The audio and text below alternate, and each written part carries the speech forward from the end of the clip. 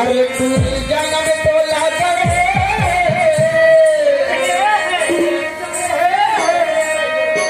अरे तू जन्म तोला करे अरे ऊपर वाले भगवान अरे भगवान कसम जब ये तोला देखियो भैया ऐसा पैगला भगवान हो गया वो ईमान से कहा था तेरे सभी कथा हो माँ कसम तेरे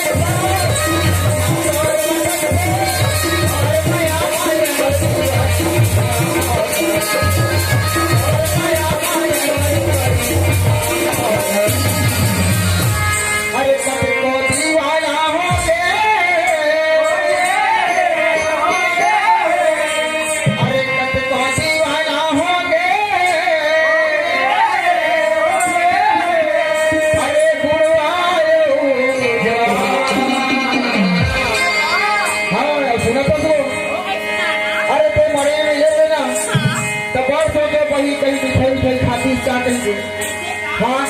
तबे गाँव में कोई खाते हो हम रसगुल्ला बने लगते और अनेक तोला केरा खाओ खाते हो ईमान से कहा था और सुना था कसम तोरे